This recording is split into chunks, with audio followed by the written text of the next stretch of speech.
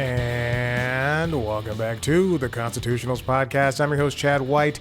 If you didn't know, this is the premier podcast for the website, cpluscomedy.com. Like I just said, it's a website. Go there. Okay. Welcome back in. I am fully... who's this? Do a quick little Google search about who this is. Welcome back in. This is episode 387. Okay. Check out that book. I'll tell you. I'm currently looking on my RSS feed. I have 3 stories, but I wanted to see if there were any last minute ones that I could add. And this woman's name is Mercedes Ron Lopez, I guess. And she has a book coming out. I don't know. I wasn't paying attention because she's attractive. Who cares? Yeah, good for her. Welcome back in. We are, there's not a lot of stuff, not a lot of things happening. And I just came back from seeing, it was like 3 hours ago. I came back from seeing Jackass Best and Last. I think that's what it's called. Jackass 5, as I've been referring to it in text messages to people. Yeah, I text message. Anyway, it was, if it's the last one, as Johnny Knoxville has said multiple times. And in fact, he said in the movie itself twice, he teared up, saying it's the last time. You think it's a joke, but no, he's like really like tearing up, and it's really affecting him. And usually with these movies, at least for 2, 3, and 4, there have been 0.5s where they release a second movie that is made up of a bunch of deleted things or extended things, and I think they're all worth. If you like Jackass, they are all worthwhile in the end.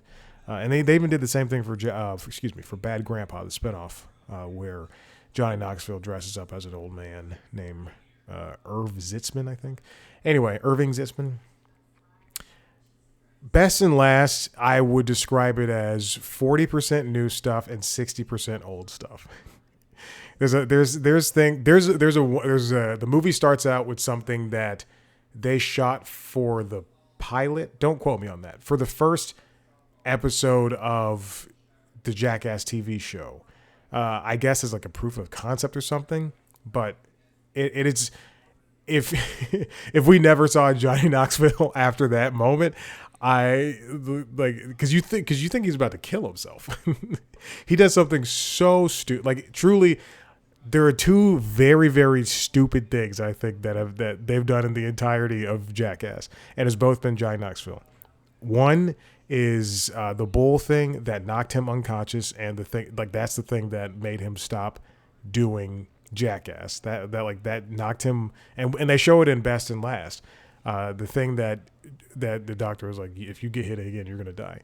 And then the second thing is this thing that at the top of the movie that no one had ever seen, where Johnny shoots himself in the chest with a gun, and he's wearing a bulletproof vest and 5 Hustler magazines. It's wild because there's no music, and it's just like him and like 2 people, and it's the 90s.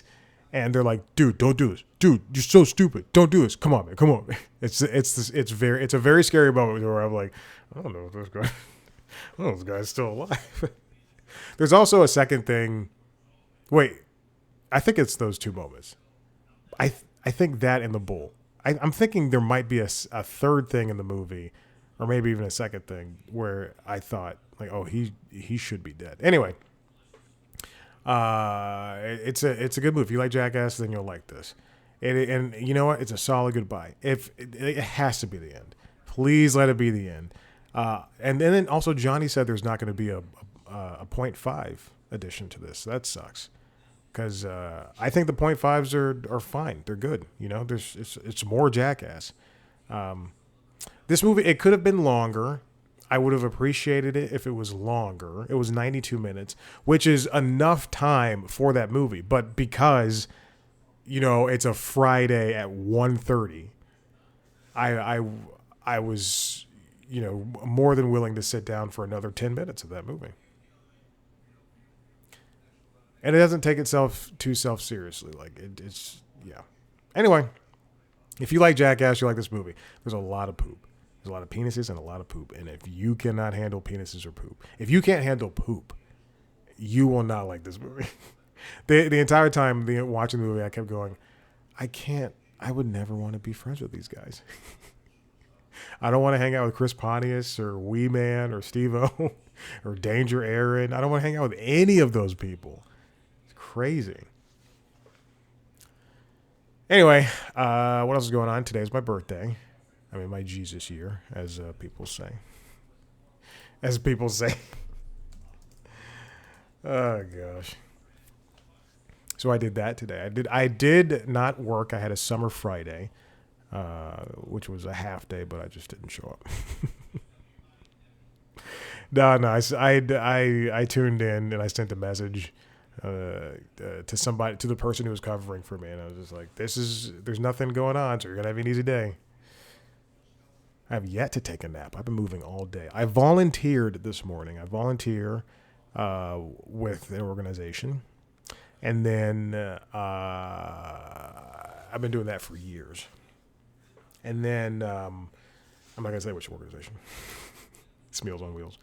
And then I went grocery shopping and I did that, and then I came home, and the movie, I sat down for a little bit, and then I thought the movie started at 1:40, and I was sitting on my couch and it's 12:45, and I go, let me see what time this movie actually starts, and it says 1:30. I went, oh shit, I gotta get ready. I just biked there. It was fine. But I found out my saddlebag fell off. So I lost my tools. I lost my extra tire. I lost tire levers. So now I have to rebuy all of that stuff. Either it fell off or it was cut off. I did the strap, the Velcro strap was still on there on the seat post where I kept it. So I don't know. But I'm thinking about getting another saddlebag that can sit not on the back. What else? Went to the pool, and then I came back up here. I need to go to the pool after I came back on that bike ride. Both rides were like under 10 minutes, and I was riding a great speed limit. I was not speeding. I was just going. Scream on your left. People, it's ridiculous. People think that every area is for them, and I do a wide berth, whatever, and I slow down when I get near people, and I'm always like on your left, because I'm always thinking about pedestrians. But no, and then this guy in a 4Runner almost hit me, and I cursed him out. I'm making a left turn. He slows down at a stop sign, but just goes right through it. Does not signal. Go. And then makes a turn, and I'm about to hit him. And as somebody who's been hit by a car before, that grinded my gears. And he stares me down. It's this fucking nerd. With a flannel shirt that's tucked into his pants, and he's barely looking over his steering wheel of his 4Runner. And his windows were down. So I screamed. If I wasn't in a rush for the movie, I would have followed him, and it would have been funny. I'd beat the shit out of him. I screamed, it's a fucking stop sign, you goddamn moron, or something along those lines. I'm not afraid of people. Who should I be afraid of? Everyone's afraid of me. Anyway, Jesus here. All right, let's get on with this first thing, because I need to take a shower and I need to eat. I did my daily yoga, which is good. Again, I'm doing yoga every day for the entire year, and Fridays are tough. Sometimes on Fridays it's like 6:30 and I've already eaten dinner, and the week is catching up to me. So I'm truly about to just power down, and But today I was like, all right, I'll leave the pool and I'll get upstairs and I'll just start yoga right now. All right. This first one comes from the New York Times, and it's written by Michael Paulson. Lin-Manuel Miranda's Warriors musical to hit Broadway next spring. Now, this is something I knew was going to happen. There was so if you don't know, Lin-Manuel Miranda is the gentleman who wrote Hamilton, and then before that, In the Heights. Ask me if I own the books for both of those. Yes, I do. The only two musical play Broadway books that I own. It's very true. And they're wonderful books. And by book, books are just like the history of the play and everything. And then also the lyrics of the songs. And then In the Heights book, the Hamilton one is excellent because it has a lot of references to Ron Chernow's Hamilton book, which is the progenitor, as to why Lin-Manuel wrote Hamilton. And then the In the Heights one covers all of In the Heights, the movie and the play. Well, the play and the movie. Anyway, it's wonderful. They're both books are great, and I cherish them. The Hamilton was recently released on Blu-ray. It comes with like cards and a booklet and all that stuff, which is, good. It's $80 right now. I think it's on sale for Prime Day for like $77 or $74, something like that. My biggest issue with it is that it does not come with a digital copy, and so they expect you to subscribe to Disney Plus continually. There will be a point where I look at all of the streaming platforms and I go, I don't really need this. And that's how I feel with this is very true. I am actively watching as much Star Trek, like the new Star Trek shows like Picard and Discovery, as I possibly can so I can get off of Paramount Plus. Because now that I own Cheers, I don't need Paramount Plus. Okay. Anyway, so Lin-Manuel and his co-writer, Isa Davis, they wrote a female-centric retelling of the Warriors movie. The album is has a lot of great people in it. I'm trying to go to YouTube Music. God freaking dang it. Okay.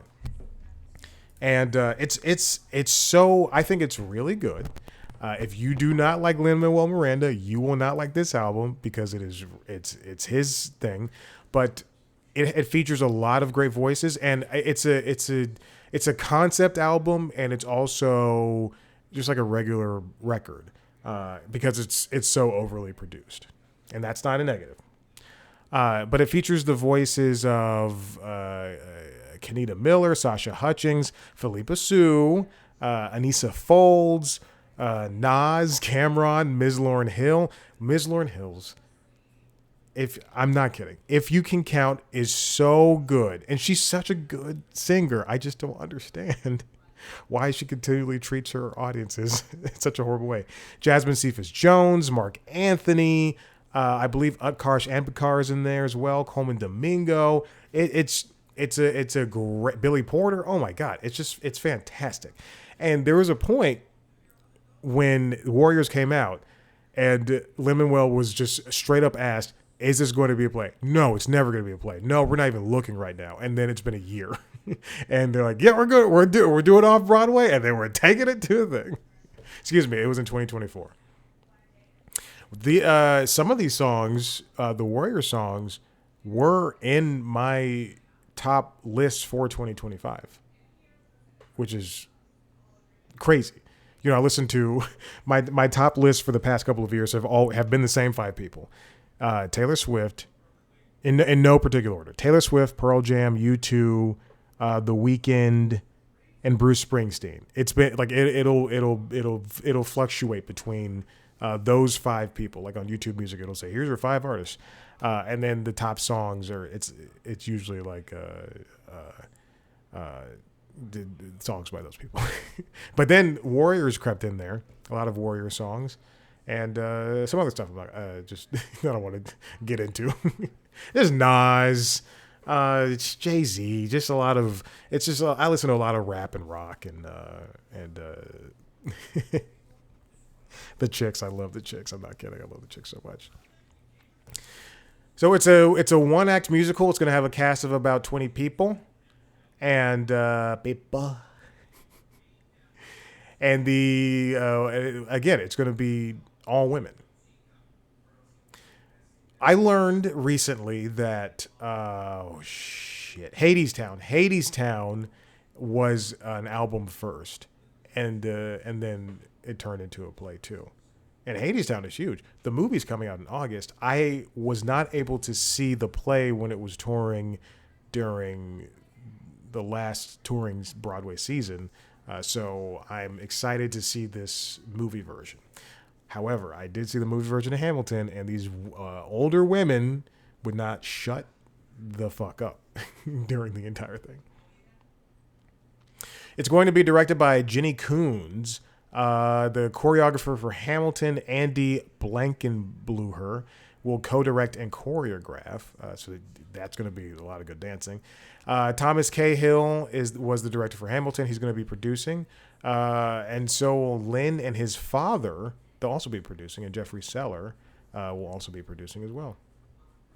The book has already been written, and yes, we already know that.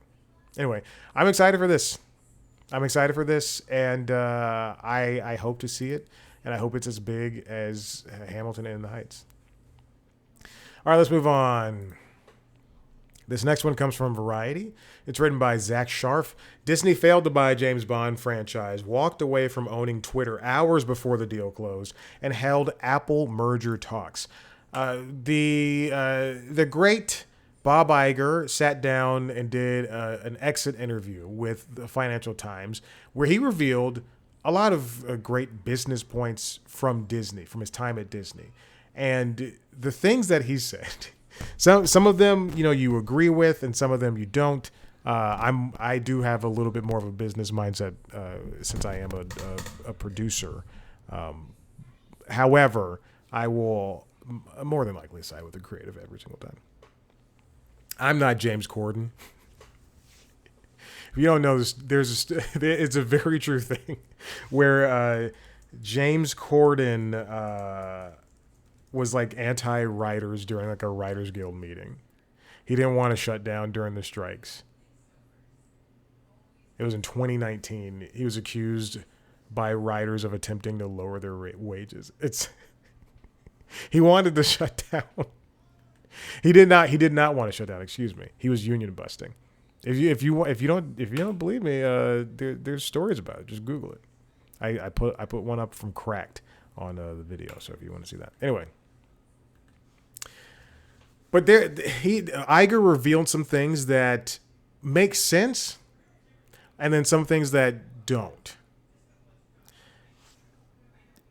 Disney wanted the James Bond franchise at some point while they were spending a lot of money for Pixar, Marvel, and Star Wars. Pixar was the bigger priority, and obviously they bought Pixar back in 2006 for $7.4 billion. But can you imagine how watered down James Bond would be at this point? However, I will say that Amazon MGM is now currently actively searching for James Bond. They've spoken about it. Remember, if you don't remember, Amazon bought MGM. They also bought the rights for James Bond from the Broccoli family. The Broccoli family was notorious for being very stingy with the James Bond rights, as they should have been, and they eventually sold. Anyway, but I think that they are still producers on the movies and whatever projects.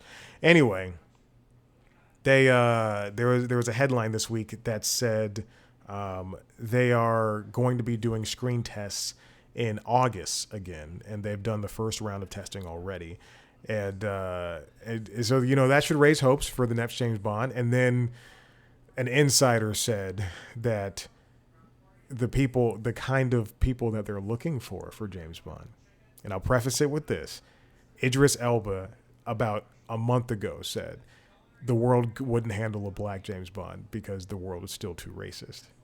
And then this news comes out that they're looking for someone along the lines of Jacob Elordi.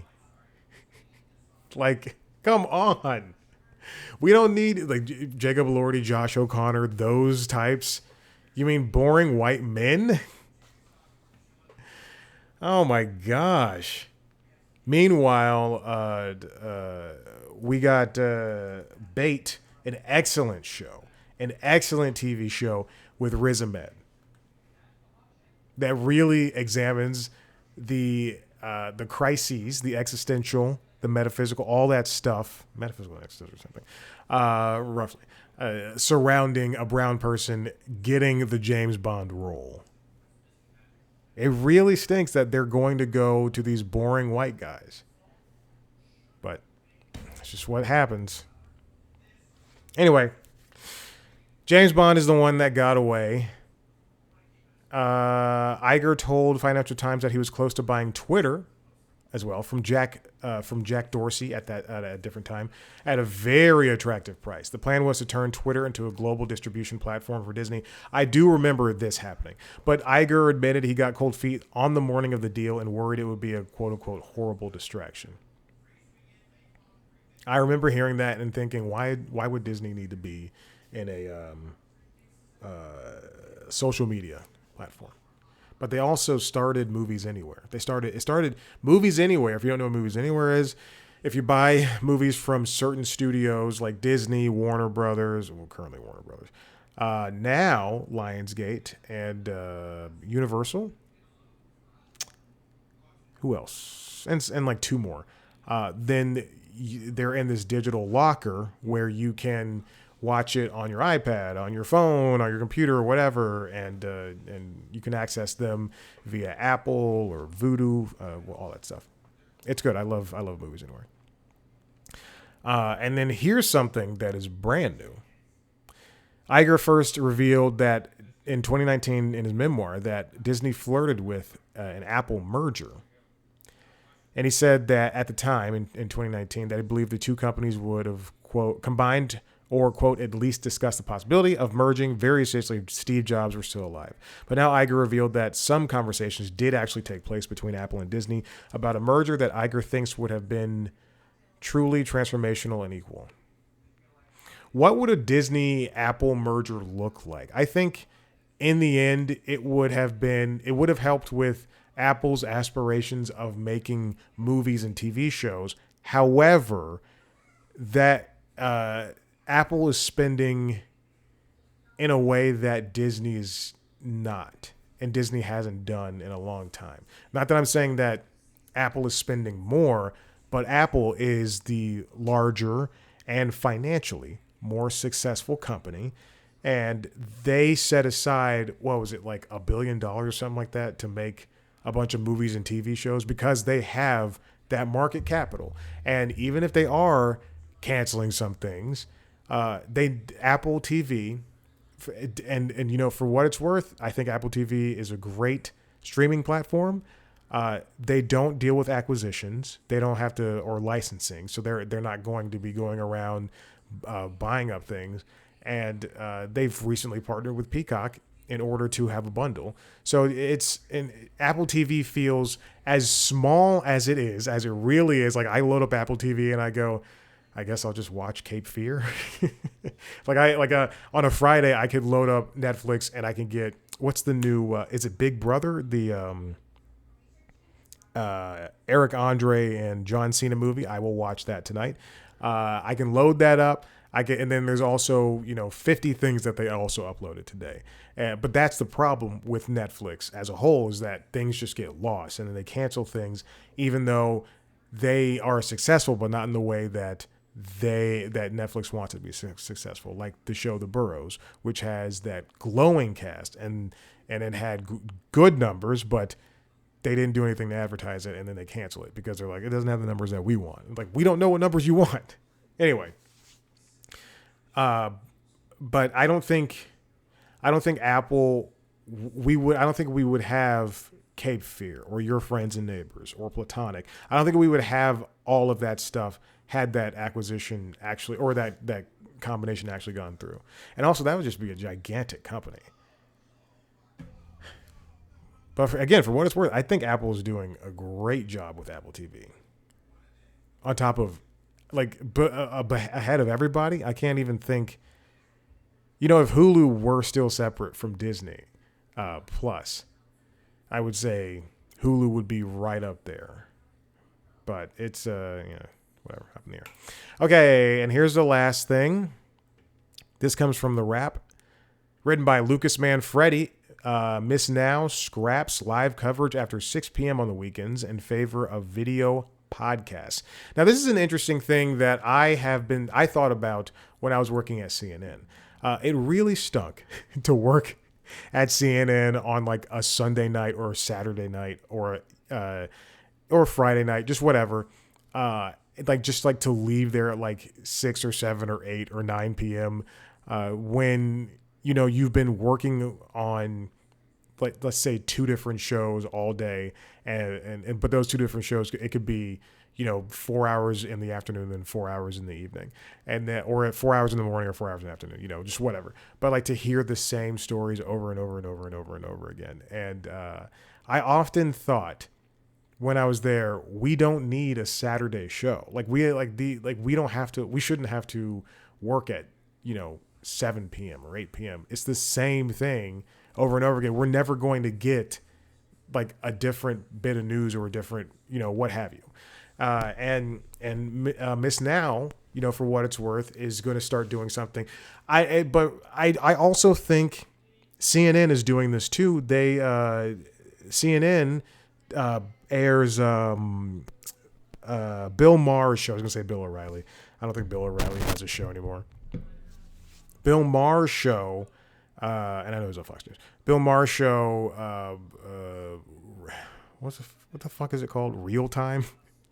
That airs on Saturday nights, which is the day after it airs on HBO, and it airs on CNN. And then also when it's in season, Have I Got News for You, the American remake of the British panel series.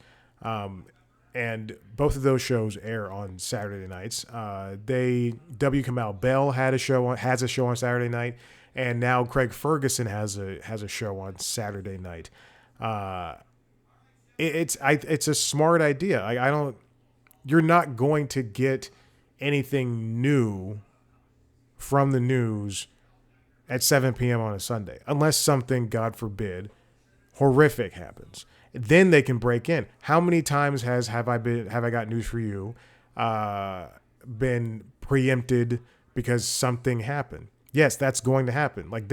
There's doctors and firefighters on standby at the hospital and the fire station just in case. But it doesn't necessarily mean that something is going to happen. So now Miss Now is getting rid of 6 p.m. Shows after 6 p.m. on weekends starting June 28th, this Saturday. Instead, they will... Wait, excuse me. Today's the 26th. Why would they start on Sunday? Whatever. Instead, they will rely on taped video podcasts hosted by Miss Now's Nicole Wallace and Chris Hayes, as well as content agreements with Crooked Media, which includes highlights from Pod Save America, Runaway Country with Alex Wagner, Strict Scrutiny, Pod Save the World, Love It or Leave It, Hysteria, Assembly Required with Stacey Abrams, Offline with Jon Favreau, What a Day, and others. That's a shift from what CNN is doing, and don't they have a new show, Miss Now, called The Weekend? And I also believe that The Weekend is doing very well. Either that or they are. I typed in The Weekend. What's the show? Is this called? The Weekend Primetime. Yeah, that's what the show is called. It airs 7 to 10 a.m. and primetime 6 to 9. You don't need that. Oh, wow, that's from this year, 6 to 9. Ooh, that's interesting. I guess it wasn't doing well enough, and they were like, let's just get rid of this shit. But anyway, the podcast thing is an interesting take on this, because it does continue the actual news, but it's just the discussions around it. And I still think that would be very pressing to that day. Anyway, there's going to be changes. There was a memo released from Miss Now President Rebecca Cutler, who I guess is Ms. Now, excuse me. that this will be taking place over the summer, with more announcements to be made in a couple of weeks. The changes will result in staff reductions of less than approximately 2% across the entire organization. Employees have been encouraged to explore the nearly 40 current open roles, with more than a dozen additional new roles, expected to be posted online soon. But if there's any indication, they will not be heard. Oh, so that means, yes, the weekend primetime has been canceled. And yes, June 27th is the last episode. The host, Antonia Hilton, is moving on to anchor Saturdays and Sundays from 1 to 4. That's a good time slot. I worked a noon to 4 show. I think it was 1 to 4. It might have been noon to 4. I had to get there at like 11. With Frederica Whitfield, who was always nice. I'll tell you, everybody was always nice except for people in the control room. They were real C words and cunts. And and one anchor who I will not name. She's still there, though. She hosts a 1 o'clock show. Anyway, 1 o'clock during the week. Let's see. The weekend primetime executive producer, Joy Fowlin, will serve as the executive producer of Hilton's new program. Miss Now has been doing a lot of shifting as of late when it comes to its people. Alex Witt is going to depart later this year. Okay. Alex Witt is the... let me see if this is the person who I'm thinking about. It is not. I thought that was somebody else. People expected to stay include Eamon Moyeldin, Catherine Rampel, and Elise Jordan. They've been doing... Miss Now has been doing a shift of its anchors and such. I believe... oh, God. Is it Alicia Menendez? Oh, the beautiful Alicia Menendez. Oh. Let me just... Oh. Beautiful. She got a new show. I believe Katie Tur's show is still the same hour. They're shifting people around. They shifted a lot of people around recently. Anyway,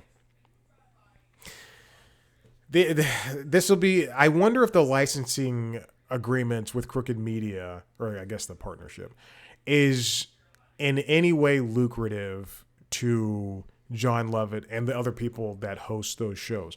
I wonder if this is either built in, because I'm all about people making their money. I you know what? I'm not a fan of James Gunn, but I will go see Supergirl and I don't even like superhero movies anymore because I want people to work. And unfortunately, I think this is the only way to help out. I can complain all I want, like, oh, Supergirl, I don't want to see that drivel. But man, I just need people to work. It sucks.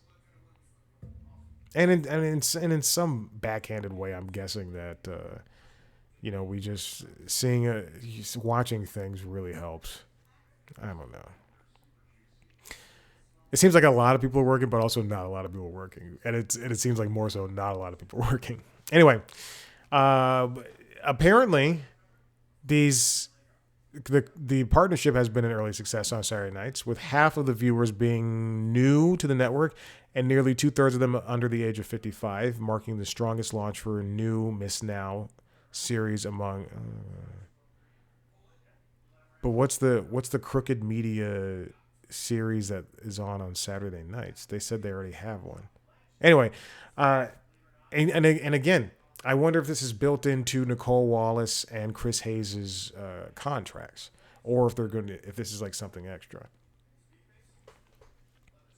Stephanie Rule has a new show, I think. That's what it is. Alicia Menendez, The Moment with Katie Tur, The 11th Hour with Ali Velshi, and Connect with Jacob Sorbaroff. So those are the additional weekday and weekend titles. Simone Sanders, Townsend, and Michael Steele were also joined by Luke Russert as the co-anchor of the weeknight. I don't think we need 24-hour news, so this is huge for me. I just don't think it was. Oh my gosh. Okay, listen, I have to go. If you like what you heard here, head to the website, cpluscomedy.com, where you can see Me talk to famous people sometimes. I just put out an interview with Sally Ann Hall, friend of the show. She came back to talk about Dead Wife Pretty, her new special, her first special. And you can watch that on youtube.com/C+comedy or C+comedy.com. You can also go to YouTube. And I have a new interview coming out next week. And I've also perhaps got something coming out the week after that with a little someone special. Everybody special. Anyway, if you want to see a video version of the interviews, as well as this show, as well as the other podcast, Late Night Lately, the Late Night Show, it's on hiatus, but there's a monologue now. There's a monologue now, but it's on hiatus. And LinkedIn Logs, the jobs and business news podcast. You can go to youtube.com/C+comedy and subscribe to those podcasts wherever you get your podcasts.